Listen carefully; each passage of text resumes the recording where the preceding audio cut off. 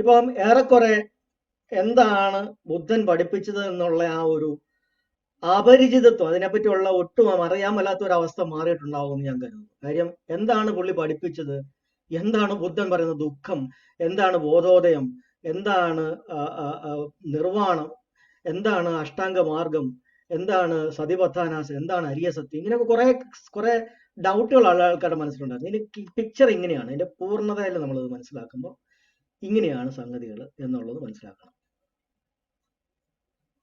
ഇനി നമ്മുടെ ഒരു വലിയ ഏറിയ നമുക്ക് പറയാനുള്ളത് ഇതിന്റെ ചരിത്രമാണ്. ഇതെങ്ങനെയൊക്കെയാണ് ഇതിനെ തകർക്കാനായിട്ടുള്ള കൺസെപ്റ്റുകൾ ഇതിനകത്ത് കയറ്റുക എന്നുള്ളത് ഒരു വലിയ ഒരു ഒരു ഒരു ഒരു ടോപ്പിക്കാണ്. അത് നമ്മൾ കൃത്യമായിട്ട് മനസ്സിലാക്കിയിരിക്കണം. കാര്യം ബാബാ സാഹബ് തന്ന ചൂണ്ടിക്കാണിച്ച പാത എന്നുള്ള രീതിയിൽ ബുദ്ധിസത്തെ ഇപ്പോഴും മനസ്സിൽ കാണുന്ന ഒരു ഒത്തിരി ആൾക്കാരുണ്ട്. അപ്പൊ ബുദ്ധനെ കാണുമ്പോഴും ബാബാ സാഹിബിന്റെ ഫോട്ടോ വെച്ച് കഴിയുമ്പോൾ ഇതെല്ലാം ബുദ്ധിസമാണെന്ന് നമ്മുടെ ആൾക്കാർ തെറ്റിദ്ധരിക്കാൻ സാധ്യതയുണ്ട്. ആ തെറ്റിദ്ധരിച്ചെന്ന് ചിലപ്പോൾ ചില ട്രാപ്പിനകത്തോടെ ഒന്ന് വീഴാൻ സാധ്യതയുണ്ട്. അങ്ങനെ ട്രാപ്പുമായിട്ട് ആൾക്കാർ ഇരിപ്പുണ്ടെന്നുള്ളത് നമുക്കറിയാം. നമ്മൾ നിഷ്കളങ്കരായിട്ടുള്ള ആൾക്കാർ ചിലപ്പോൾ അതിനെ ചെന്ന് വീഴും. പിന്നെ ആ ഒരു ട്രാക്കിൽ അവരങ്ങ് ചെന്ന് പെട്ടുപോയി കഴിഞ്ഞാൽ പിന്നെ അവരെ അതിനകത്തൊന്ന് പുറത്തെടുത്തേക്കും വലിയ പാടാണ്. അപ്പൊ അതുകൊണ്ട് യഥാർത്ഥത്തിലുള്ള ധമ്മ എങ്ങനെയാണെന്നുള്ളത് ഇതെല്ലാം ബുദ്ധൻ പഠിപ്പിച്ചതല്ല. ഈ പറയുന്ന ടിബറ്റൻ ബുദ്ധിസോ മഹായാന ബുദ്ധിസോ ഇതൊന്നും ബുദ്ധൻ്റെതല്ല. സിദ്ധാർത്ഥ ഗൗതമന്റെ ദുഃഖത്തിന്റെ കാരണം അതിന്റെ പരിഹാരമല്ല അവരാരും പറയുന്നു. അവിടെ ചുമ്മാ ജന്മങ്ങള്, കുറെ മൂർത്തികള്, കുറെ ദേവതകള്, പൂജകള്, ആരാധനകൾ, ഇതൊക്കെയാണ് പറയുന്നത്. ഒന്നും ബുദ്ധൻ പറഞ്ഞ കാര്യമേ അല്ല.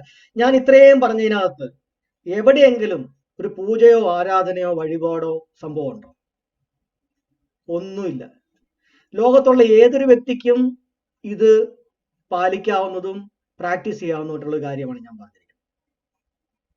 Purely scientific and purely secular ആണ്.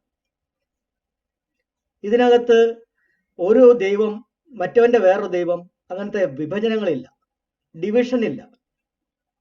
സാഹോദര്യത്തിനുള്ള കാര്യങ്ങൾ മാത്രമേ ഇതിനകത്തുള്ളൂ. അതേസമയം ഇത് സയന്റിഫിക് ആണ്. മറ്റുള്ളവരാരും മനസ്സിന്റെ പ്രവർത്തനം എങ്ങനെയാണെന്ന് പഠിപ്പിക്കുകയോ മനസ്സിന്റെ അസ്വസ്ഥതകളിൽ നിന്ന് എങ്ങനെ നമ്മൾ മുക്തി നേടണമെന്ന് പഠിപ്പിക്കുകയോ അതിനുള്ള മാർഗം എന്താണെന്ന് പഠിപ്പിക്കുകയോ ചെയ്യുന്നില്ല. വെറുതെ ദൈവത്തിനെ വിളിക്കാനാ സാറ് ഞാൻ കഴിഞ്ഞ 4-5 ക്ലാസ്സുകളിലും പറഞ്ഞതെല്ലാം കോർത്തിണക്കി അതിൻ്റെ സാരാംശം ഇന്ന് അവതരിപ്പിച്ചതിൽ എല്ലാത്തിൻ്റെയും കൂടെ ഒരു സാരാംശം ഇതിനകത്ത് വന്നിട്ടുള്ളത് മനസ്സിലാക്കുന്നുണ്ട്. ബുദ്ധധർമ്മത്തിൻ്റെ ക്ലാസ്സുകളിലെല്ലാം അല്ലെങ്കിൽ ഈ പിന്നെ ത്രിപിടകങ്ങളിലെല്ലാം വായിച്ച് ശ്രദ്ധിക്കുമ്പോൾ അദ്ദേഹം ഈ ഓരോ ബുദ്ധഭിക്ഷുക്കളെയും അല്ലെങ്കിൽ ശിഷ്യന്മാരെയും അടുത്ത് വിളിച്ചിരുത്തി പഠിപ്പിക്കുമ്പോൾ അവർ നേരിട്ട് തന്നെ അദ്ദേഹത്തോട്ട് സമ്മതിക്കുന്ന ഒരു കാര്യമുണ്ട്. എന്തൊക്കെയോ ഈ തലതിരിഞ്ഞു കിടന്നതെല്ലാം നേരെയായി എനിക്ക് ബോധ്യം വന്നു എന്ന് പറയുന്ന സമ്മതിക്കുന്ന ഒരു കാര്യമുണ്ട്. സാറിന്റെ ഈ ക്ലാസ് കഴിഞ്ഞപ്പോഴത്തേക്കും അങ്ങനെ ഒരു തോന്നലേ ഇപ്പൊ നമ്മുടെ മനസ്സിലേക്ക് വന്നിരിക്കുന്നത്. ഈ തലതിരിഞ്ഞ് കിടന്ന സംഭവങ്ങളെല്ലാം നേരെ ആയതിന്റെ ഒരു വലിയൊരു അനുഭവമാണ്. അത് തന്നെയാണ് ഇതിൻ്റെ അകത്ത് ഏറ്റവും ഇമ്പോർട്ടൻ്റ് ആയത്. പിന്നെ എടുത്തു പറയേണ്ട ഒരു സംഭവം എന്താ വെച്ച് കഴിഞ്ഞാൽ ഈ ബുദ്ധിസം ശരിയായി പഠിക്കാതെ ഈ ബുദ്ധമതത്തെ കുറിച്ച് എന്തെങ്കിലുമൊക്കെ കാര്യങ്ങൾ ഗ്രഹിച്ചു പോകുന്നവരിൽ നിന്ന് ഈ തെറ്റിദ്ധാരണകളും അബദ്ധധാരണകളും മാറാത്തതുകൊണ്ടാണ് അവർ പിന്നെയും ഈ ആരാധനാ സമ്പ്രദായങ്ങളിലേക്കും പൂജാ സമ്പ്രദായങ്ങളിലേക്കും ഒക്കെ ഈ വീണ്ടും തലതിരിഞ്ഞു പോകുന്നത് എന്നും നമുക്ക് മനസ്സിലായി. ഇപ്പൊ ആക്ച്വലി ബുദ്ധൻ ദൈവം ഉണ്ടോ ഇല്ലയോ എന്നുള്ളതൊന്നും ഒരു പ്രസക്തമായിട്ടുള്ള കാര്യമല്ല എന്ന് ആവർത്തിച്ച് പറയുമ്പോഴത്തേക്കും അത് എന്തുകൊണ്ടാണ് അത് അങ്ങനെ പറയുന്നതെന്ന് അതിനെ അന്വേഷിക്കലല്ല യഥാർത്ഥത്തിൽ ഒരു ജ്ഞാനാന്വേഷണയുടെ അല്ലെങ്കിൽ ഒരു അവനവനെ തിരിച്ചറിയുന്നതിൻ്റെ ഒരു രീതിയും അതിൻ്റെ ഒരു സയന്റിഫിക് മെത്തേഡും എന്നുള്ളതും ഇപ്പൊ ഏറെക്കുറെ മനസ്സിലായിട്ടുണ്ട്. മനസ്സിലായിട്ടുണ്ടെന്ന് പറയുമ്പോഴത്തേക്കും സാറ് നേരത്തെ ക്ലാസ്സുകളിൽ പറഞ്ഞ പോലെ ഇത് ഈ പ്രാക്ടീസ് ചെയ്തിട്ട് നമ്മുടെ മനസ്സിലും തലച്ചോറിലും ഉറപ്പിക്കുമ്പോഴാണ് അത് കൂടുതലത് അതിൻ്റെ ആഴത്തിലുള്ള പഠനമാകുള്ളൂ. വളരെ നന്ദിയുണ്ട്. അത് ഒരു ഈ തലയ്ക്കകത്തേക്ക് ഒരു വെളിച്ചം ഇങ്ങനെ പകർന്ന് കിട്ടിയതിന്റെ ഒരു സന്തോഷമുണ്ട്. അതന്നെ വളരെ താങ്ക് യു സാറേ. ഇപ്പൊ ഈ ഞാൻ ഇതിനു മുമ്പുള്ള പല ക്ലാസ്സുകളിലൊക്കെ പങ്കെടുത്തിട്ടുണ്ടെങ്കിലേ ഇരുട്ട് മാറിയിട്ട് ഒരു വെളിച്ചത്തിലേക്ക് വരുന്ന ഒരു ഫീലിംഗ് ഉണ്ടായത് ഇപ്പോഴാണ് ശരിക്കും പറഞ്ഞത്. താങ്ക് യു സാറേ, താങ്ക് യു, ഒത്തിരി പല ഒത്തിരി പല ഈ ബുദ്ധിസ്റ്റ് ക്ലാസ്സുകളിലൊക്കെ ഇപ്പൊ ഏതാണ്ട് ബുദ്ധമതത്തെ കുറിച്ച് കഴിഞ്ഞ ഒരു ഈ കോവിഡ് കാലം തൊട്ട് ഉള്ള കുറെ ക്ലാസ്സുകളിലൊക്കെ പങ്കെടുത്തിട്ടുണ്ടെങ്കിലേ വീണ്ടും വീണ്ടും എൻ്റെ മനസ്സിലിങ്ങനെ സംശയങ്ങൾ വരികയും അതിനെ കൂടുതൽ സങ്കീർണമാക്കുക ചെയ്തിട്ടുണ്ടെങ്കിൽ സാറിന്റെ ഓരോ ക്ലാസ്സുകളിലും കഴിഞ്ഞപ്പോൾ അതിന്റെ ആ സങ്കീർണതകൾ ചുരുങ്ങി ചുരുങ്ങി വന്നിട്ട് ഒരു പൂർണ്ണത വരുന്ന ഒരു ഫീലിംഗ് ഉണ്ടായിട്ടുണ്ട്. അതില് വലിയ നന്ദിയും സന്തോഷവും അറിയിക്കുകയാണ്. അതിനെല്ലാം ഏറ്റവും റൂട്ട് എന്ന് പറയുന്നത് ബുദ്ധന്റെ ആ ഉൾക്കാഴ്ചയും ബുദ്ധൻ കണ്ടെത്തിയ സത്യവും ആണെന്നുള്ളത് മനസ്സിലാവുന്നുണ്ട്. വലിയ സന്തോഷമാണ്. Thank you sir. ഞാനിപ്പോ ഒരു 58 വയസ്സായി. അതെ, ഈ 58 വയസ്സായിട്ടേ അതിനിടയ്ക്ക് ഇത്രയും ആഴത്തിലുള്ള ഈ ഒരു നോളജ് കിട്ടിയതിലുള്ള സന്തോഷമാണ് ഞാൻ പറഞ്ഞത്. അപ്പോൾ പലതും മനസ്സിലാക്കുകയും തിരിച്ചറിയുകയും ചെയ്തിട്ടുണ്ടെങ്കിലും ഇപ്പൊ ഒരു പിന്നെ ജീവിതത്തിന്റെ ഒക്കെ ഒരു അർത്ഥം ഉൾക്കൊണ്ടതായിട്ടുള്ള ഒരു തോന്നൽ വന്നേക്കുന്നത് ഇപ്പോഴാണ് ശരിക്കും പറഞ്ഞത്. അതിൽ വളരെ നന്ദിയുണ്ട്. വളരെ വളരെ താങ്ക്സ്. ഞാൻ പലപ്പോഴും ക്ലാസ്സുകളിലൊക്കെ പങ്കെടുക്കുമ്പോൾ പോലും ഈ ഉറങ്ങിപ്പോകാറുണ്ട്. ഞാനിത് എൻ്റെ ഫോണിൽ അത് റെക്കോർഡ് ചെയ്യുന്നുണ്ടായിരുന്നു. ഇപ്പോഴും അതൊന്ന് ഒരു പിന്നെ തിരിച്ച് നോക്കാൻ വേണ്ടിയിട്ട് ഫോണിൽ അത് കിടപ്പുണ്ട്. യൂട്യൂബിൽ ഇടുന്നുണ്ട്. അപ്പൊ എന്തായാലും സാറിന് അതിന്റെ ലിങ്ക് തരും.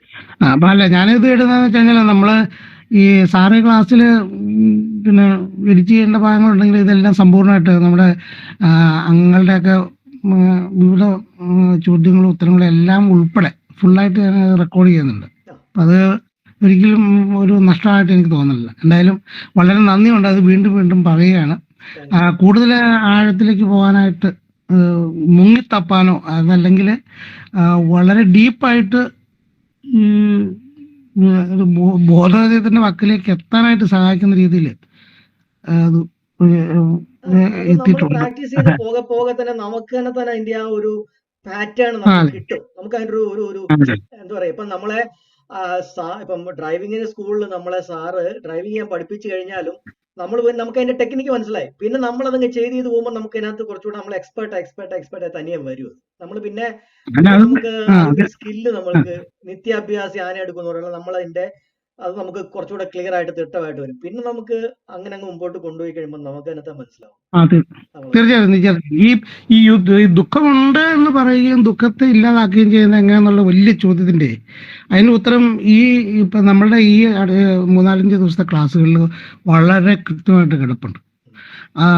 ഇങ്ങനെ ദുഃഖം ഇല്ലാതാക്കി എന്ന് നമ്മൾ തിരിച്ചറിയുമ്പോൾ മാത്രമാണ് നമ്മൾ ശരിക്കും പ്രഹേളികളിൽ നിന്നും അല്ലെങ്കിൽ പിന്നെ കെട്ടുകഥകളിൽ നിന്നും എല്ലാം നമ്മൾ മുക്തമാകുള്ളൂ എന്നുള്ള ബോധ്യമായി.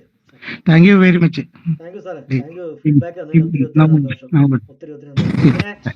ആൾക്കാർ പലരും പല അബദ്ധപരമായ പല ധാരണയിലും കിടക്കുന്നുണ്ടെന്ന് മനസ്സിലാക്കി തന്നെയാണ് നമ്മൾ ഇതിനു വേണ്ടിയിട്ട് നമ്മൾ ഇറങ്ങി. സാറ് ഇത് അവതരിപ്പിച്ചു കഴിഞ്ഞപ്പം ഉണ്ടായൊരു സന്തോഷം എന്ന് പറയുന്നത് ലോകത്തിലുള്ള ഏതൊരാൾക്കും ഇത് പ്രാക്ടീസ് ചെയ്യാവുന്നത് അത്ര സിമ്പിൾ ആണെന്നുള്ളതാണ്. മതമുള്ളവർക്കും വിശ്വാസമുള്ളവർക്കും വിശ്വാസം ഇല്ലാത്തവർക്കും ദൈവനിഷേധികൾക്കും ഇതൊന്നും അല്ലാതെ വെള്ളപ്പരപ്പിൽ കഴിയുന്നവർക്കും ആർക്ക് വേണമെങ്കിലും ഇത് പ്രാക്ടീസ് ചെയ്യാം. അതിലെല്ലാം പ്രത്യേകത എന്ന് പറയുന്നത് ബുദ്ധന്റെ പേര് പോലും പറയാതെ ഇത് പ്രാക്ടീസ് ചെയ്യാം. ആവശ്യമില്ല. ബുദ്ധനെ വേണേ മറന്നു വെച്ചോണ്ട് തന്നെ പ്രാക്ടീസ് ചെയ്യാം. നമുക്ക് നമ്മളായിട്ട് തിരിച്ചറിഞ്ഞുകൊണ്ട് തന്നെ അത് പ്രാക്ടീസ് ചെയ്യാൻ പറ്റും എന്നുള്ളത് അത് ഭയങ്കര നൂതനമായ ഒരു അറിവാണത്. നിങ്ങൾ ഓരോരുത്തരും നിങ്ങൾ അവരവരുടെ ബുദ്ധനാവുക. You be your own Buddha. നീ നിന്റെ ബുദ്ധനാവുക. നീ നിന്റെ വെളിച്ചമാവുക. You be your own light. നീ ഒരു ദ്വീപ് പോലെ ആയിട്ട് നീ ആ ദ്വീപിൽ വിഹരിക്കുക. ആ ദ്വീപിൽ നീ ജീവിക്കുക. You be your own island. You be island up unto yourself. എന്നാ പറഞ്ഞിരിക്കുന്നത്. എന്റെ ആവശ്യമുള്ളൂ. പുള്ളിക്കാരനെ നമ്മൾ എന്തുകൊണ്ടാണ് അദ്ദേഹത്തെ നമ്മളിപ്പോഴും ഓർക്കുന്നത്? എന്തുകൊണ്ടാണ്? ഇത്രയും നല്ലൊരു സാധനം അകത്തോട്ട് നോക്കി സബ് കോൺഷ്യസിലേക്ക് ഇറങ്ങി ഇങ്ങനെയൊക്കെയാണ് കാര്യങ്ങളെന്ന് നമ്മളോട് പറഞ്ഞ് കണ്ടെത്തി നമുക്ക് തന്നിട്ട് അത് പഠിക്കേണ്ടത് ഇങ്ങനെയായിട്ടൊരു സിസ്റ്റമാറ്റിക് മെത്തേഡിൽ നിങ്ങൾ പോയാൽ നിങ്ങൾക്ക് ഇതേ സംഗതികൾ പഠിക്കാൻ പറ്റും എന്ന് പറഞ്ഞ് നമുക്കൊരു സംഗതി തന്ന മനുഷ്യൻ എന്നുള്ളതിന്റെ ആ ഒരു ഭയങ്കരമായ ഗ്രാറ്റിറ്റ്യൂഡ്, ആ നന്ദിയാണ് നമ്മൾ അദ്ദേഹത്തെ കാണുമ്പോൾ നമ്മൾ പറയുന്നത്. അദ്ദേഹത്തിന് വേണമെങ്കിൽ നമ്മളെ പഠിപ്പിക്കാതെ സ്വയമായിട്ട് നന്നായി ജീവിച്ചാൽ പോരെ? അതല്ലല്ലോ അദ്ദേഹം ചെയ്തത്. അത് നമ്മളോട് അത് പറഞ്ഞു തരാനായിട്ടുള്ള അതിന് വേണ്ടിയിട്ട് ആൾക്കാരെ പഠിപ്പിച്ചു, ആൾക്കാരെ പല സ്ഥലത്തേക്ക് വിട്ടു, വീടുകളിൽ അടക്കം പോയി, അതിനുവേണ്ടി ഫുൾ ടൈമേഴ്സിനെ ഉണ്ടാക്കി. ഫുൾ ടൈമേഴ്സ്, അതാണ് ആലോചിക്കേണ്ടത്. ഭിക്ഷുക്കൾ പറയുന്നത് ഫുൾ ടൈം ടീച്ചേഴ്സ് ആണ്. അവർക്ക് സ്വന്തമായിട്ടൊരു സാധനവും ഇല്ല. അവർ ഓരോ വീടുകളിൽ കൂടെ ചെല്ലുന്നു, അവിടെ ഭിക്ഷ, അവർ ഭക്ഷണം ചോദിക്കുന്നു, ഭക്ഷണം കൊടുക്കുന്നു, അവർ തിരിച്ച് അഷ്ടാംഗമാർഗം പഠിപ്പിച്ചു കൊടുക്കുന്നു. അങ്ങനെയാണ് നമ്മുടെ വീട്ടിൽ ഭിക്ഷാന്തേയെ ഭിക്ഷു ഭിക്ഷു എന്ന് പറഞ്ഞ് വന്നുകൊണ്ടിരുന്നത്. അതിനാണ് ഈ ഭിക്ഷ എടുക്കുക എന്ന് പറഞ്ഞ് നമ്മളിപ്പോ അതിനെ കളിയാക്കുന്നത്. അങ്ങനെ ആയിരുന്നില്ല അത് ഒരു സമയത്ത്. ഒരു സമയത്ത് അത് വളരെ വളരെ നല്ലൊരു എന്താ പറയുക, ഭയങ്കരമായ ഒരു ആദർശപരമായ ഒരു ഒരു ഒരു പ്രവർത്തനമായിരുന്നു. അതായത് അവർ നമ്മളെ പഠിപ്പിക്കുന്നു, തിരിച്ച് സൊസൈറ്റി അവരെ ഫീഡ് ചെയ്യുന്നു. അങ്ങനെയുള്ള ഒരു സിസ്റ്റം ആയിരുന്നു, മെക്കാനിസം ആയിരുന്നത്. അപ്പൊ അത്രയും ചെയ്തു തന്ന ഒരു മനുഷ്യനെ നമ്മളെ അതായത് മറക്കാൻ പറ്റില്ല.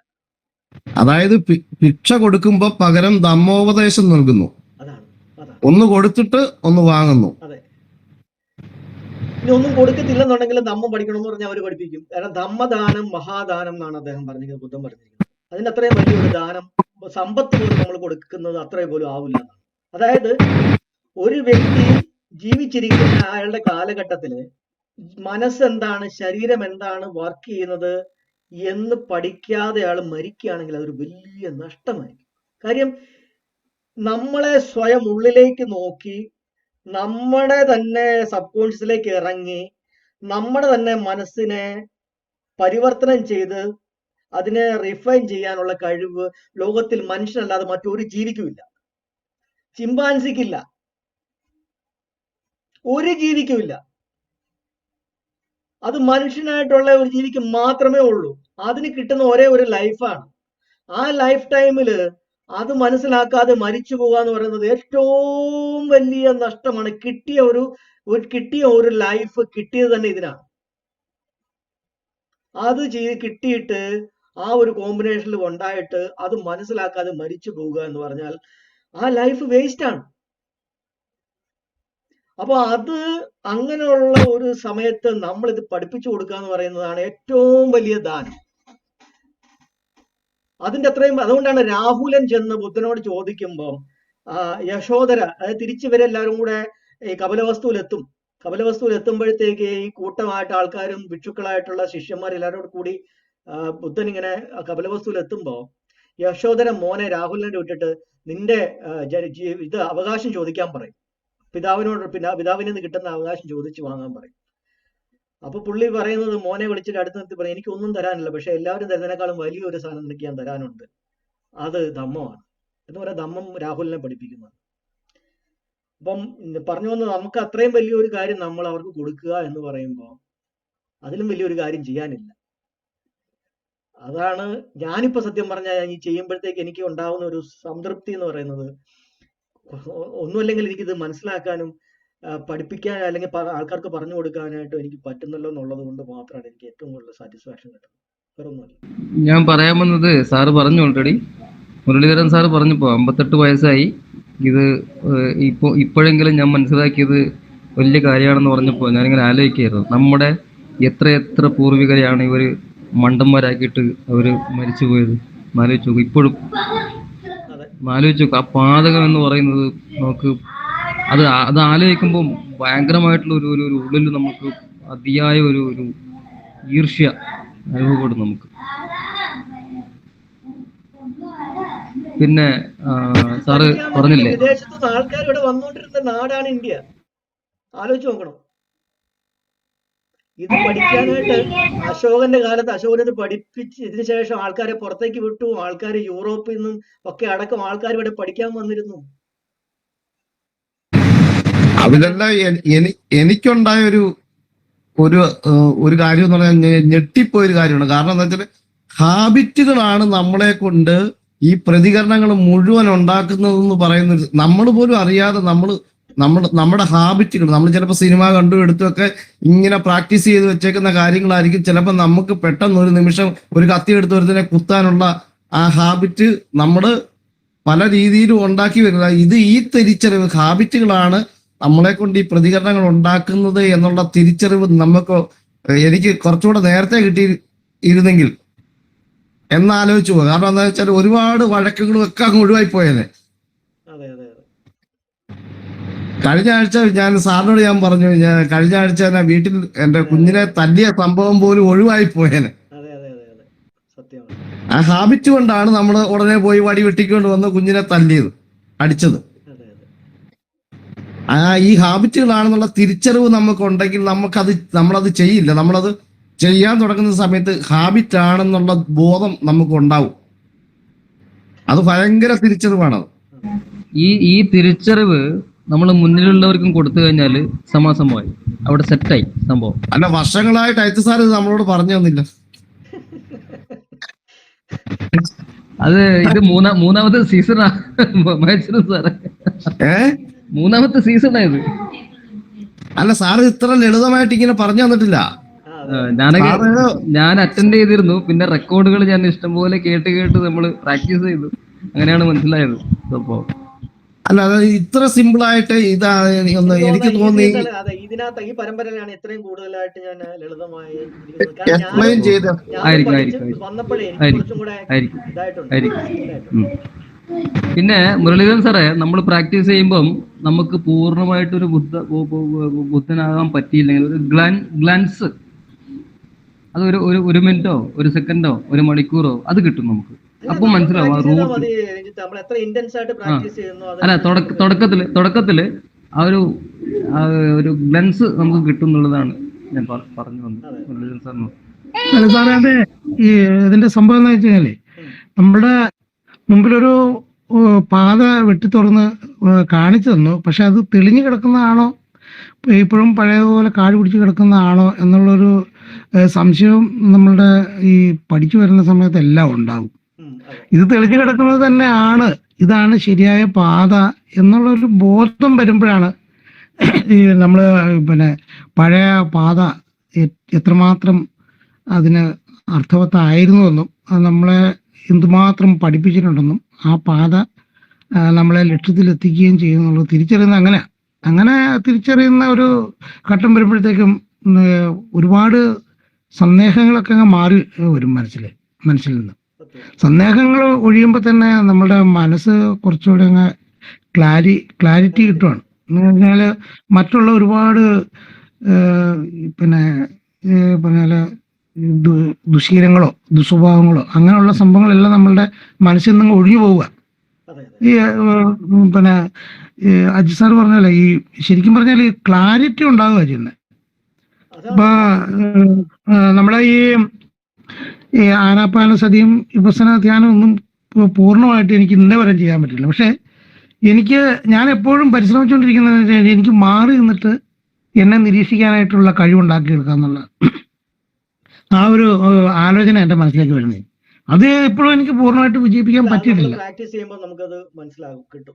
അതെ. അപ്പൊ അത് മാറി നിന്നിട്ട് എൻ്റെ ശരീരവും മനസ്സും തലച്ചോറും അതിൻ്റെ പ്രവർത്തനങ്ങളും എനിക്ക് പൂർണ്ണമായിട്ട് ഒബ്സർവ് ചെയ്യാനായിട്ടുള്ള ഒരു ക്ലാരിറ്റി കിട്ടിക്കഴിഞ്ഞാൽ അപ്പോൾ അവിടെ തന്നെ നമ്മളുടെ എല്ലാ സംശയങ്ങളും നീങ്ങിയിട്ട് ഈ പറഞ്ഞ ഈ ബോധോദയത്തിന്റെ ആ ഒരു തലത്തിലേക്ക് നമ്മൾ ഉയർന്നു പോകും.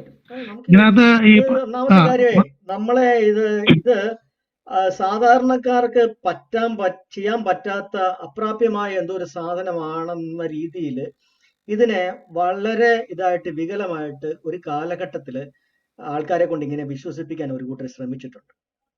ഇത് ഭയങ്കര പഠിക്കാം. പക്ഷെ ബുദ്ധന്റെ കാലത്ത് അങ്ങനെ അല്ലായിരുന്നു. ബുദ്ധന്റെ കാലത്ത് ഇത് പറഞ്ഞു വന്നു കഴിഞ്ഞപ്പോഴത്തേക്ക് സാധാരണക്കാരായിട്ടുള്ള ആൾക്കാരാണ് ചടപടാന്ന് അദ്ദേഹത്തിന്റെ കൂടെ ഇത് പറയുകയും പഠിക്കുകയും പെട്ടെന്ന് അതിലേക്ക് എത്തുകയും ചെയ്തത്. അപ്പോഴാണ് ശരിക്കും പറഞ്ഞ ഇവർക്ക് ഇത് പരിഭ്രാന്തിയായത്.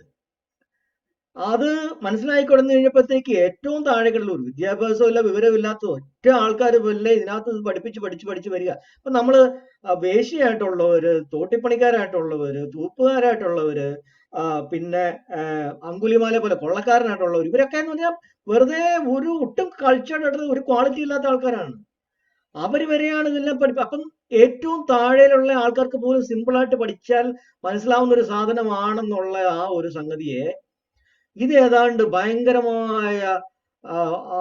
മിസ്റ്റിക് ആയിട്ടുള്ള സാധനമാണെന്ന് ഇതിനെ വരുത്തി തീർത്തത് ഭയങ്കരമായ ഒരു അജണ്ടയാണ്. അത് നമ്മൾ പഠിപ്പിക്കുമ്പോൾ ഞാനത് പറയും, ചരിത്രം പറയുമ്പോൾ ഞാനത് പറയും. അപ്പൊ ആൾക്കാർ സ്വാഭാവികമായിട്ട് ഇതിൽ നിന്ന് അങ്ങ് പിൻവാങ്ങിപ്പോയി. ഇത് നമ്മളെ കൊണ്ടൊന്നും കൂട്ടിയാൽ കൂടുന്ന സാധനമല്ല എന്ന് അവർക്ക് തോന്നി തുടങ്ങി. അതൊരു വലിയ അജണ്ടയായിരുന്നു. എന്നിട്ട് അതിന്റെ വേറെ കുറെ ചാൻറ്റിങ്സും കുറെ സാധനങ്ങളും പിന്നെ അതിനെ വേറെ രീതിയിലുള്ള കുറെ എക്സ്പ്ലനേഷൻസും എല്ലാം കൊടുത്ത് മനുഷ്യന് മനസ്സിലാവാത്ത രീതിയിൽ ഈ സാധനത്തിനെ ഭയങ്കരമായിട്ട് കോംപ്ലക്സ് ആക്കി കളഞ്ഞു.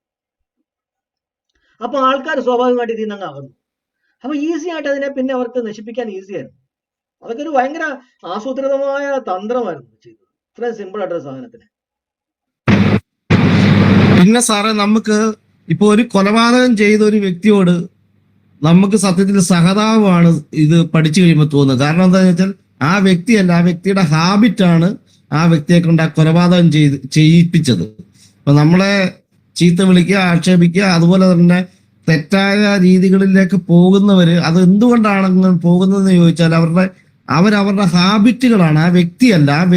ആ വ്യക്തിയുമായി യാതൊരു ബന്ധവും അതിലില്ല എന്ന് നമ്മൾ ഇത് പഠിക്കുമ്പോൾ നമുക്കത് മനസ്സിലാവുന്നുണ്ട്.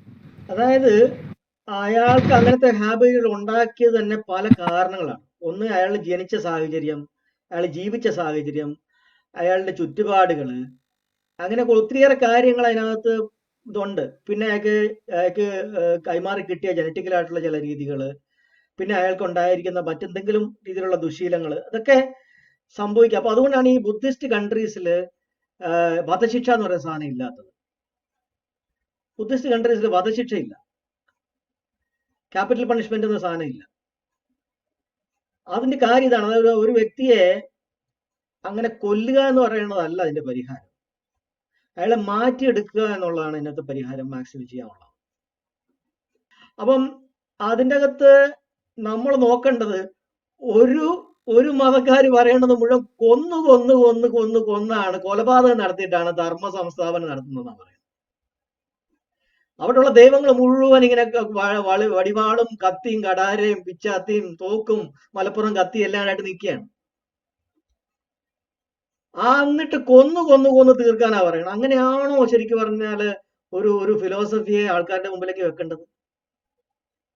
അത് എന്ത് ഫിലോസഫിയാണ്?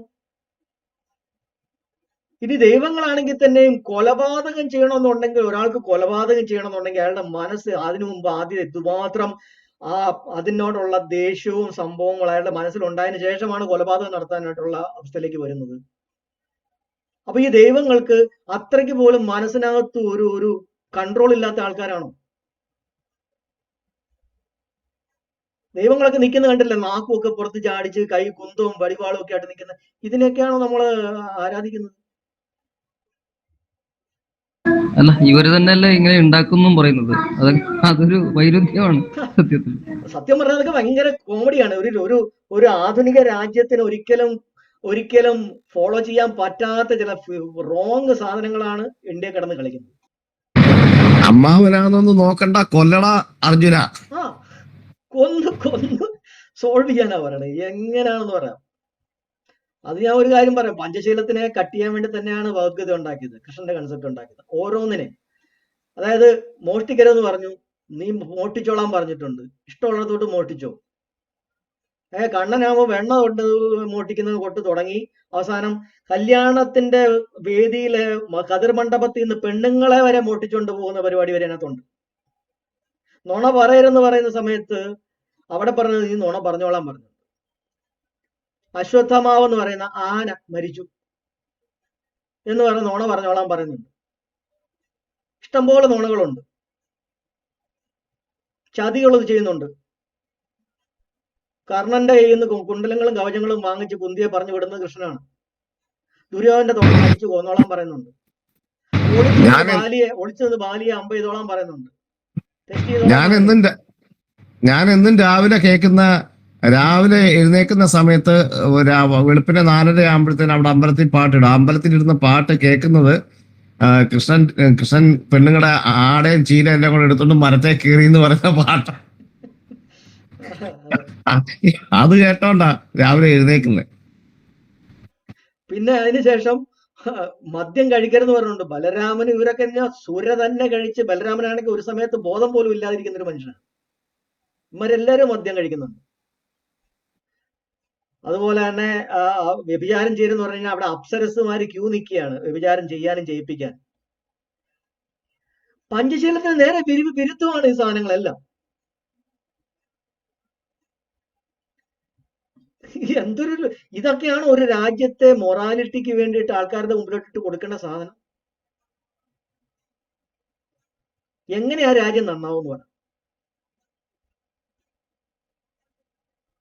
ഇതല്ലേ കേട്ട് ചെറുപ്പത്തിലെ പിള്ളേർ പഠിക്കുന്നത്. വിരോധാഭാസം എന്താന്ന് ചോദിച്ചാല് ഇങ്ങനെല്ലാം ഉള്ള രാജ്യത്തിന്റെ പതാക വെച്ചേക്കുന്നത് അമ്മയൊക്കെ ബുദ്ധിസ്റ്റ് രാജ്യങ്ങളിൽ പോലും ഇല്ല. അല്ല, അത് ഒരാളുടെ നിർബന്ധ ബുദ്ധി കൊണ്ട് ഉണ്ടാക്കിയെടുത്തതാണത്, ബാബാ സാഹിബിന്റെ നിർബന്ധം കൊണ്ട്. പക്ഷെ അദ്ദേഹത്തിന്റെ സംഭവം എന്ന് പറയുന്നത് ആ രീതിയിലേക്ക് ഇന്ത്യയെ മാറ്റിയെടുക്കണമെന്നാണ്. ഇപ്പൊ ഇന്ത്യ മാറിയിട്ടില്ല. ഫസ്റ്റ് പുള്ളി അതിന്റെ ഫ്രെയിംവർക്ക് ഉണ്ടാക്കി. ഇപ്പൊ ഇന്ന് വിഭവമായിട്ട് കിടക്കണത്. അതിനെ അദ്ദേഹം ഉദ്ദേശിക്കുന്ന രീതിയിലേക്ക് ബുദ്ധമയമാക്കി മാറ്റിയെടുത്ത് നന്നാക്കി എടുക്കണം എന്നുള്ളത് കൊണ്ടാണ്. കാരണം പതാക പിന്നെ പിന്നെ മാറ്റാൻ പറ്റത്തില്ല. അപ്പൊ ആദ്യമേ ഒരു ഐഡിയൽ ആയിട്ടൊരു സാധനങ്ങൾ ഉണ്ടാക്കി വെക്കുക, പിന്നെ അതിനുശേഷം ആ കൺട്രിയെ, ആ രാജ്യത്തിനെ ആ പാതയിലേക്ക് കൊണ്ടുവരിക എന്നുള്ളതാണ് അദ്ദേഹം ഉദ്ദേശിച്ചത്. അതുകൊണ്ടാണ് അദ്വാനി അമ്മയക്കർ എടുത്ത് കളയണമെന്ന് പറഞ്ഞ പതാക ആണ്. അവർക്കത് പറ്റത്തില്ല. അതിനി നമ്മൾ ഭരണഘടനയെ പറ്റി പറയുമ്പോഴും ചരിത്രം പറയുമ്പോഴും ഒക്കെ നമുക്ക് പറയാൻ ഒത്തിരി കാര്യങ്ങളുണ്ട്. അതായത് ഇന്ത്യയിലെ ബാബാ സാഹബ് ഇത് കൊണ്ടുവന്നത്, രണ്ടാമത് കൊണ്ടുവന്നതെന്ന് പറയുന്നത്, അല്ലെങ്കിൽ ഭരണഘടന കൊണ്ടുവന്നെന്ന് പറയുന്നത് ബുദ്ധിസത്തിന്റെ ഒരു റെവല്യൂഷനാണ്. It's a part of Buddhist movement. ആ രീതിയിലാണ് നമ്മുടെ ഭരണഘടനയെ പോലും നമ്മൾ മനസ്സിലാക്കേണ്ടത്. It's a part of Buddhist revival, Buddhist മൂവ്മെന്റിന്റെ ഭാഗമാണ്.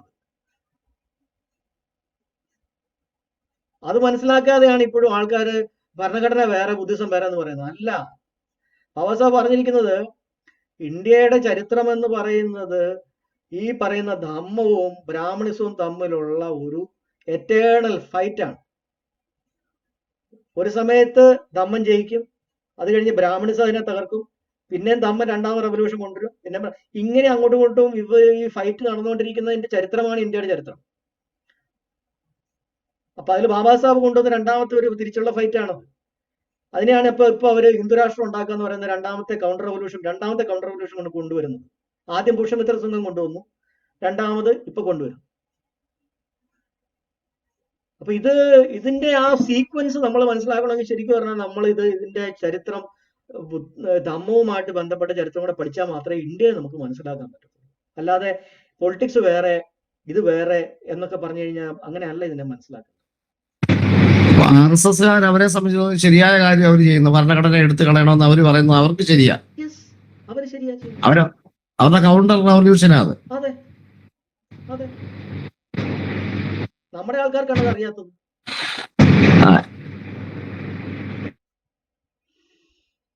മുരുകൻ സാർ എന്തെങ്കിലും ആഡ് ചെയ്യണ്ട സാർ?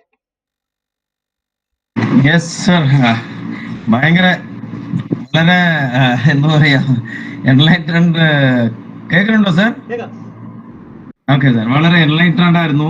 ആക്ച്വലി മുരളി നേരത്തെ പറഞ്ഞതുപോലെ തന്നെ നമുക്ക് ഒരു ഉറക്കം പറഞ്ഞ ഒരു ഫീലിംഗ് പോലെ തന്നെയാണ്. ആക്ച്വലി ദാറ്റ് മീൻസ് അത്രയ്ക്ക് കോൺഷ്യസ് നമുക്ക് കിട്ടി, കോൺസെൻട്രേഷൻ അത്രയ്ക്ക് സാറിന്റെ ഒരു എക്സ്പ്ലനേഷനും ഇത് കിട്ടിയതാണ്. അപ്പൊ സാറ് ഇങ്ങനെ നേരത്തെ തന്നെ അഷ്ടാംഗ മാർഗം എന്താണ് 3 ഭാഗമായിട്ട് തിരിച്ച് പറഞ്ഞിട്ടുണ്ടായിരുന്നു. അപ്പൊ അതിന്റെ ഒരു ഡീറ്റെയിൽസ് ആയിട്ട് 5 സെൻസസ്, അതായത് നമ്മൾ 5 ഇന്ദ്രിയങ്ങൾ, അത് എങ്ങനെയാണ് അതിലെ തന്നെ സബ് ഡിവൈഡ് ചെയ്ത് ഓരോന്നായിട്ട് വളരെ ഡീറ്റെയിൽ ആയിട്ട് പറഞ്ഞു. അത് എങ്ങനെയാണ് നമ്മുടെ ബോഡിയിലെ മൈൻഡിലെ ഹൗ ഇറ്റ് ഈസ് ക്രിയേറ്റിംഗ് എന്താണ് വെച്ചാൽ ചേഞ്ചസ് എന്നുള്ളത്. അതായത് ഓർത്തെടുക്കുകയാണെങ്കിൽ എന്താണ് ഇന്ദ്രിയ ബോധം, നമ്മൾ വിലയിരുത്തൽ, പിന്നെ നമ്മുടെ ബോഡിയിൽ വരുന്ന സെൻസേഷൻ, അതായത് അനുഭൂതി, പിന്നെ ഇഷ്ടം അനിഷ്ടം, പിന്നെ ഇത് എങ്ങനെ മെന്റൽ ഹാബിറ്റ്സ് പ്രതികരണശീലം അല്ലെ, ഇത്തരം കാര്യങ്ങളാണ് സാർ ഓരോരുത്തരും എങ്ങനെയാണ് ഹൗ ഇറ്റ് ഇസ് മേക്കിംഗ് എന്നൊക്കെ പറഞ്ഞിട്ട് വളരെ വിശദമായിട്ട് പറഞ്ഞത്. എനിക്ക് തോന്നുന്നു ഇപ്പൊ അറ്റ്ലീസ്റ്റ് ഇപ്പൊ ഇന്ന് വരെ അഞ്ച് സെഷൻ ആയിട്ടുണ്ട്. ഇതുവരെ ഉണ്ടായിരുന്ന വീഡിയോ ഒക്കെ ഓക്കെ സാർ, അതൊക്കെ നമുക്ക് വായിക്കുന്നുണ്ട്. അറ്റ്ലീസ്റ്റ് ഈ 5 ക്ലാസ് നടന്നതൊക്കെ ഉണ്ടല്ലോ, ഇപ്പൊ ഏകദേശം ഒരുവിധം എന്താ അറിയോ, ഈ ബുദ്ധൻ പറഞ്ഞത് എന്താണ്, എങ്ങനെയാണ് ശരിക്കുള്ള അഷ്ടാംഗ മാർക്കാന്നുള്ളത് സാറ് ഒരുവിധം നന്നായിട്ടുണ്ട്. അറ്റ്ലീസ്റ്റ് ഇത് ഒരു റിട്ടേൺ ഫോമില് വിത്ത് ഈ സ്ലൈഡൊക്കെ വെച്ചിട്ട് എന്തെങ്കിലും ഒരു ഫയൽ ഉണ്ടാക്കി സാറ് സമയം കിട്ടുമ്പോൾ ഉണ്ടാക്കിയിട്ട് നമ്മളെ ഗ്രൂപ്പിലെ ഷെയർ ചെയ്യാൻ പറ്റാണെങ്കിൽ ഉണ്ടല്ലോ വളരെ ഇതായിരിക്കും. ആക്ച്വലി ആൾക്കാർക്ക് നല്ല വർഷം കൂടെ ഇനി ഈ അവയർനെസ് കണ്ടിന്യൂ ചെയ്യുകയും അതിനുള്ള ഒരു ഇത് കിട്ടുന്നതാണ് തോന്നുന്നത്. സാർ സമയം കിട്ടുമ്പോൾ എഴുതുന്നുണ്ട്. Okay sir, okay that's good. Okay, എന്നിട്ടും ഇവൻ അതിനു മുമ്പ് തന്നെ ഈ അറ്റ്ലീസ്റ്റ് നമ്മൾ ഈ 5 ക്ലാസ് ഉണ്ടല്ലോ, 5 ക്ലാസ്സിൽ നമ്മൾ പഠിച്ചത് എന്താണുള്ളത് അറ്റ്ലീസ്റ്റ് ഇതുവരെ ഒരു ഐഡിയ കിട്ടിയിട്ടുണ്ടാവും ആൾക്കാർക്ക്. അത് തന്നെ ഒരു സമ്മറൈസ് ചെയ്തിട്ട് ഫോമില് എന്തെങ്കിലും സാർ ഒരു റിട്ടേൺ ഫോമില് ഉണ്ടാക്കി ഗ്രൂപ്പുകളിൽ ഇടുകയാണെങ്കിൽ നല്ല ഇതായിരിക്കും ആക്ച്വലി. അപ്പൊ വളരെ നന്ദി സാർ. ആക്ച്വലി പാർട്ടിസിപ്പൻസും നല്ലവണ്ണം ആക്ച്വലി എക്സ്പീരിയൻസ് ചെയ്ത് അവരുടെ ഫീഡ്ബാക്കും പറഞ്ഞിട്ടുണ്ട്. ഇനിയുള്ള ക്ലാസ്സും നമുക്ക് ഇങ്ങനെ നമുക്ക് കേൾക്കാം. അപ്പൊ എനിക്ക് തോന്നുന്നു രണ്ടാമത്തെ ഈ പരമ്പരയുടെ എൻഡിലെ നമുക്ക് എല്ലാവരും ഒക്കെ രഞ്ജിത്ത് പറഞ്ഞതുപോലെ തന്നെ ബുദ്ധനായില്ലെങ്കിൽ അറ്റ്ലീസ്റ്റ് നമുക്ക് ഒരു സ്വയബോധം നമുക്ക് ഉണ്ടാവും. ഇപ്പൊ തന്നെ ആൾറെഡി ഒരു ഇത് ആയിട്ടുണ്ട്, ആൾക്കാർ തന്നെ ഫീൽ ചെയ്ത് പറയുന്നുണ്ട് ആക്ച്വലി. സോ മറ്റേ മഹേശ്വരൻ സാർ പറഞ്ഞതുപോലെ തന്നെ നേരത്തെ എനിക്ക് ഇങ്ങനെ ക്ലാസ് കിട്ടിയിട്ടുണ്ടായിരുന്നെങ്കിൽ ഞാൻ ഈ രീതിയിൽ ചെയ്യില്ലായിരുന്നു എന്നൊക്കെ പറയുന്നുണ്ടായിരുന്നു. അത് തന്നെ വലിയ കാര്യമാണ് ആക്ച്വലി. അത്രയ്ക്ക് ഒരു changes in the mind or thought create ചെയ്യുകയാണെങ്കിൽ ദാറ്റ് ഇസ് വളരെ നല്ല കാര്യമാണ് ആക്ച്വലി. അപ്പൊ thank you very much sir. അപ്പൊ ഇനിയുള്ള അടുത്ത ക്ലാസ്സിൽ നമുക്ക് കേൾക്കാം. അപ്പൊ ഇതിൽ പങ്കെടുത്ത എല്ലാവർക്കും നന്ദി. ഇനിയും എല്ലാവരും ക്ലാസ് അറ്റൻഡ് ചെയ്യണം. അപ്പൊ ജയ് ഭീം, ജയ് മൂല്യവാസി. Thank you all. അപ്പം എല്ലാവർക്കും ഒത്തിരി താങ്ക്സ്. അപ്പോൾ ഞാൻ ഒരു കാര്യം കൂടെ ആഡ് ചെയ്യുവാണ്. നമ്മളിപ്പോ ഇത് കേട്ട് മനസ്സിലായി കഴിയുമ്പോൾ ഇനി ആരെങ്കിലും ബുദ്ധിസം എന്താണെന്നൊരു റോങ് സംഗതികൾ പറഞ്ഞുകൊണ്ട് വരുമ്പോൾ നമുക്ക് പറയാൻ പറ്റും അതല്ല റൈറ്റ്, ഇതാണ് റൈറ്റ്, ഇങ്ങനെയാണ് കറക്റ്റ് എന്ന് നമുക്ക് അറ്റ്ലീസ്റ്റ് നമുക്ക് പറയാനെങ്കിലും പറ്റും. ബിക്കോസ് മനസ്സിനകത്ത് ഇത് എന്താണെന്നുള്ളൊരു ക്ലാരിറ്റി ആദ്യം ഉണ്ടാക്കുക എന്നുള്ളതാണ്. അതിനുശേഷം ഇനിയിപ്പം നമുക്ക് അടുത്ത ക്ലാസ്സിൽ നമുക്ക് പ്രാക്ടീസിലേക്ക് നമുക്ക് പോവാം. ആ പ്രാക്ടീസും കഴിഞ്ഞതിന് ശേഷം 1-2 പ്രാക്ടീസും നമ്മൾ പതുക്കെ ചെയ്ത് കഴിഞ്ഞിട്ട് നമുക്ക് നമ്മുടെ ഹിസ്റ്ററി കൂടെ നമ്മൾ കൃത്യമായിട്ട് പഠിക്കണം. ഹിസ്റ്ററിയുടെ പഠിക്കുമ്പോൾ എന്താ അതിന്റെ ഗുണം എന്താന്ന് പറഞ്ഞാൽ അല്ലെങ്കിൽ ഇപ്പോഴും ഇതിനെ നശിപ്പിക്കാൻ, ഇത് ഇങ്ങനെ പൊങ്ങി വരാതിരിക്കാനോ അല്ലെങ്കിൽ ഇത് വരാതിരിക്കാനായിട്ട് അവർ മാക്സിമം ശ്രമിക്കുന്നുണ്ട്. ഇതിനെ എങ്ങനെയെങ്കിലും ഇനിയും കുഴിച്ച് മൂടിക്കളയാനായിട്ട് ശ്രമിക്കുന്നുണ്ട്. കാര്യം നിങ്ങൾ ആലോചിക്കുക,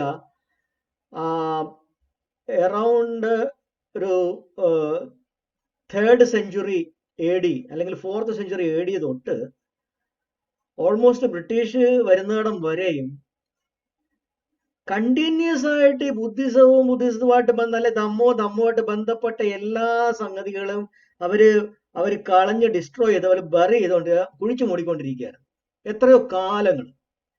ഇപ്പോഴും നമ്മൾ നോക്കുമ്പോൾ ബുദ്ധന്റെ അതിന്റെ ബാക്കികളെല്ലാം നമ്മൾ എക്സ്കവേഷൻസിൽ മണ്ണിനടിയിൽ നിന്ന് ഇപ്പോഴും കിട്ടിക്കൊണ്ടിരിക്കുകയാണ്. Lots and lots of things ഇപ്പോഴും നമ്മൾ എക്സ്കവേറ്റ് ചെയ്ത് കണ്ടുപിടിക്കാത്ത എത്രയോ കാര്യങ്ങൾ മണ്ണിന്റെ അടി കിടപ്പുണ്ട്. അവരെത്ര കാലം കൊണ്ട് അത് ആസൂത്രിതമായിട്ട് ചെയ്തുകൊണ്ടിരുന്നതാണ്. ഒരു രീതിയിൽ ഇത് തിരിച്ചു വരാതിരിക്കത്തക്ക രീതിയിൽ അത്രയ്ക്ക് അവരതിനെ ഫോക്കസ് ചെയ്ത് ഡിസ്ട്രോയ് ചെയ്തിട്ടുണ്ട്. ഇപ്പോഴും അവർ പേടിക്കുന്ന ഒരു സാധനമാണ് ഇത്. ഏതെങ്കിലും രീതിയിൽ തിരിച്ചു വരുമെന്ന് അവർ പേടിക്കുന്നുണ്ട്. അപ്പൊ ഇനി വന്നാൽ തന്നെ അതിനെ അപ്പൊ തന്നെ ഡിസ്റ്റോർട്ട് ചെയ്ത് അതിനെ മാറ്റി ഹൈജാക്ക് ചെയ്ത് വേറെ രീതിയിലേക്ക് കൊണ്ടുപോകാൻ അവർ ശ്രമിക്കുന്നുണ്ട്. അപ്പൊ അത്രയും അവര് ഇതിനെ മറ്റൊരു ഇസവും അവർക്ക് ഇത്രയും പേടിയില്ല. കാര്യം അതൊക്കെ ബാക്കി ഇപ്പം ക്രിസ്ത്യാനിറ്റി ആയാലും ഇസ്ലാം ആയാലും ഒക്കെ അതൊക്കെ ഇമാജിനറി കൺസെപ്റ്റുകളാണ്.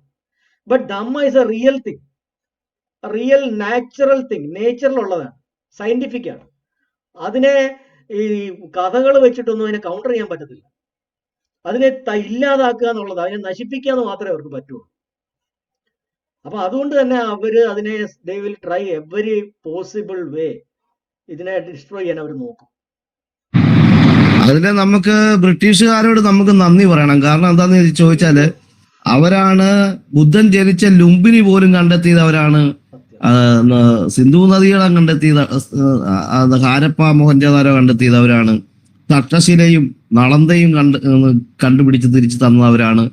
അങ്ങനെ ഒരുവിധപ്പെട്ട എല്ലാ ബുദ്ധിസവുമായി ബന്ധപ്പെട്ട എന്തെല്ലാം കാര്യങ്ങൾ ഇപ്പൊ നമുക്ക് മുന്നിലുണ്ടോ അതെല്ലാം അത് കണ്ടെത്തി അവര് നമുക്ക്, എന്നിട്ട് ഹിസ്റ്ററി അവര് നമുക്ക് ഇങ്ങോട്ട് പറഞ്ഞു തന്നു. ഇതാണ് ബുദ്ധന്റെ ജന്മസ്ഥലം, ഇതാണ് നളന്തയിൽ ഇങ്ങനെ സ്റ്റഡി ചെയ്യുന്ന സ്ഥാപനങ്ങൾ ഉണ്ടായിരുന്നു, വിദ്യാഭ്യാസ യൂണിവേഴ്സിറ്റികൾ ഉണ്ടായിരുന്നു. ഇതൊക്കെ അവര് കണ്ടെത്തി ഒരു ഹിസ്റ്ററി നമുക്ക് നമ്മുടെ ഹിസ്റ്ററി നമ്മളെ പഠിപ്പിച്ചു തന്നിട്ട് പോയി എന്നുള്ളതാണ്.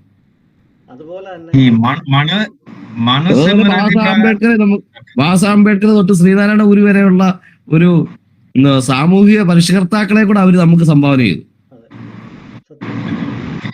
ഈ മനുസ്മൃതി പ്രകാരം ഓരോരു എന്താ പറയുക അതായത് 4 വർണ്ണത്തിനും 4 രീതിയിലുള്ള പീനൽ ലോസ് ഉണ്ടായിരുന്ന സമയത്ത് അപ്പോഴാണ് ബ്രിട്ടീഷുകാർ വന്നിട്ടാണ് ഇതൊന്നും പറ്റില്ല എന്ന് പറഞ്ഞിട്ട് ഈക്വാലിറ്റി ബേസ് ചെയ്തിട്ടുള്ള ലോസ്, അതായത് നിയമങ്ങൾ ഉണ്ടാക്കുകയും ഇന്ത്യൻ പീനൽ കോഡ് ക്രിയേറ്റ് ചെയ്യുകയും അതിലെ over is doing that offence എല്ലാവർക്കും സെയിം ഒരേ ശിക്ഷയാണ് എന്നുള്ള ഒരു രീതിയിൽ, അല്ലെങ്കിൽ ബ്രാഹ്മണനെ കൊള്ളുകയാണെങ്കിൽ അത് തന്നെ ബ്രാഹ്മഹത്യ എന്ന് പറഞ്ഞിട്ട് അവൻ എന്ത് തെറ്റ് ചെയ്താലും അവനെ പണിഷ് ചെയ്യാത്ത രീതിയിൽ ഉണ്ടായിരുന്നതാണ് മനുസ്മൃതി. അത് മാറ്റിയെടുത്ത് ഒരു ഇന്ത്യൻ പീനൽ കോഡ് കൊണ്ടുവരികയും അത് ഇഷ്ടമില്ലാഞ്ഞിട്ടാണ് ഇപ്പൊ ഈ പീനൽ ലോസ് എല്ലാം ഇവന്മാർ മാറ്റിയിരിക്കുന്നത്. ആക്ച്വലി അറ്റ്ലീസ്റ്റ് ഈ ലോർഡ് മെക്കാളെ ഉണ്ടാക്കിയ പീനൽ ലോ ആൾക്കാർ മറക്കണം എന്ന് പറഞ്ഞിട്ടാണ് ഇപ്പൊ പുതിയ പീനൽ ലോസ് ഒക്കെ മാറ്റി വേറെ രീതിയിലൊക്കെ ആക്കി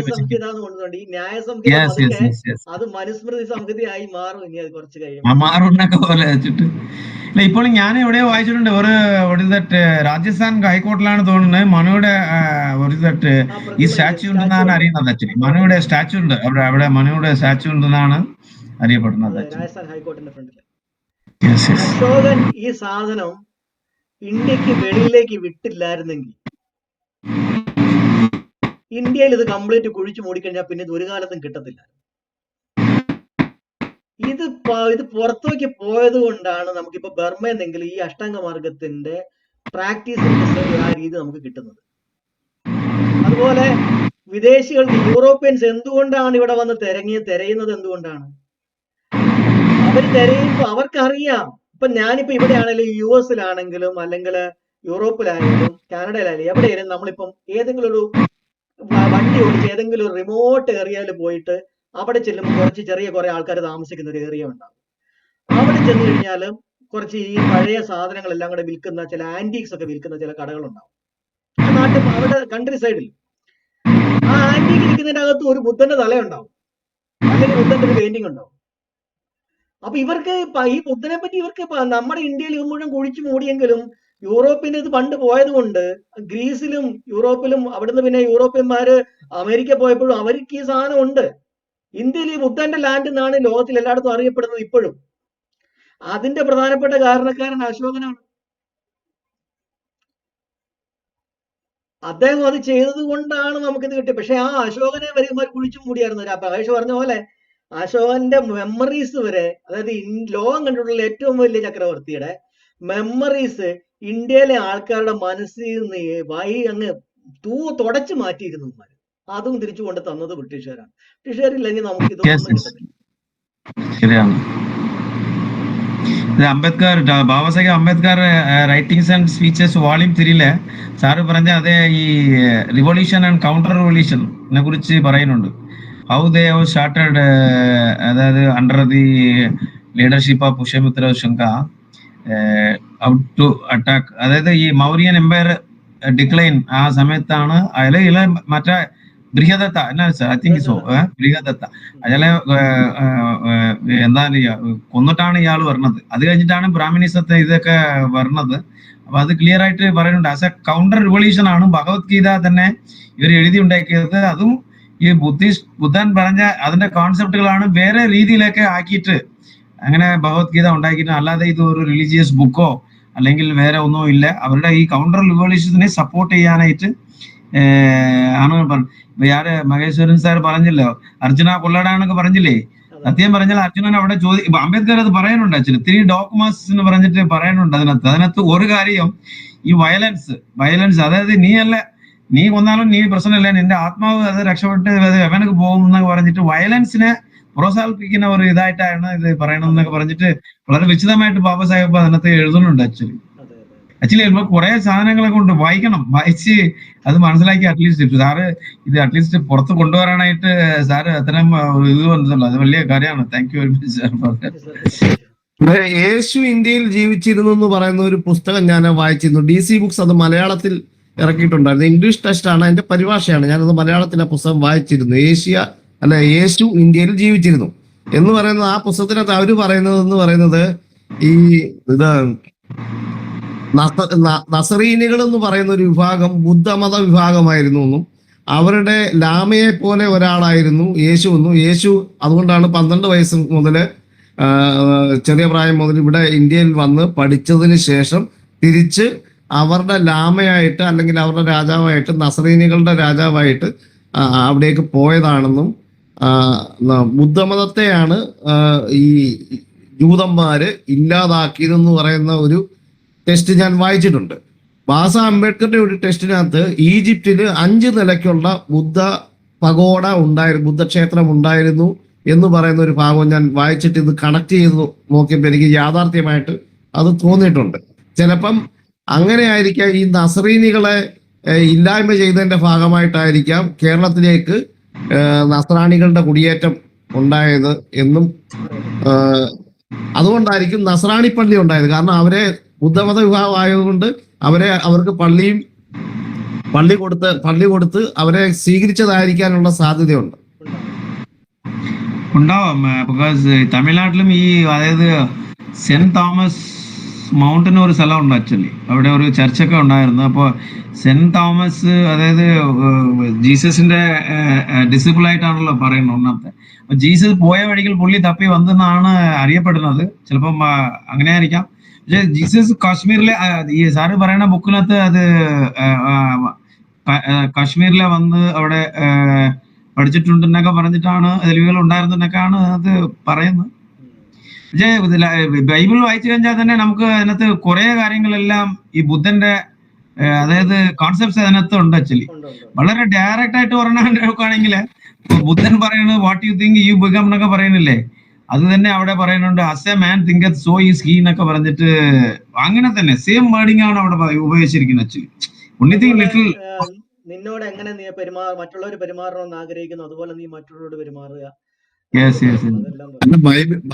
ബൈബിളിലെ യാക്കോബിന്റെ ലേഖനം എന്ന് പറയുന്നത് ക്രിസ്തുവിന് ശേഷം നടന്ന ഒന്നാമത്തെ സുന്നഹദോസിൽ യെരുശലേം സുന്നഹദോസ് എന്നാണ് പറയുന്നത്. ആ യെരുശലേം സുന്നഹദോസിന്റെ അധ്യക്ഷൻ ക്രിസ്തുവിന്റെ നേർ സഹോദരനായ യാക്കോബായിരുന്നു. ആ യാക്കോബ് ചെയ്ത പ്രസംഗമാണ് അധ്യക്ഷ പ്രസംഗമാണ് ബൈബിളിലെ യാക്കോവിന്റെ ലേഖനം എന്ന് പറയുന്നത്. ആ യാക്കോവിന്റെ ലേഖനം എന്ന് പറയുന്നത് മുഴുവൻ ബുദ്ധിസമാണ്, 1/1 ബുദ്ധിസമാണ്.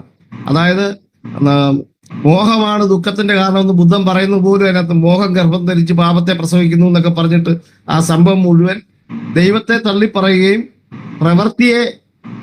പ്രവൃത്തിയെ അതായത് ശീലങ്ങളെ പ്രൊമോട്ട് ചെയ്യുകയും ചെയ്യുന്ന ഒരു പ്രത്യേക അധ്യായമാണ്. അത് ഞാനത് അതെനിക്ക് മനസ്സിലായിട്ടുണ്ട്.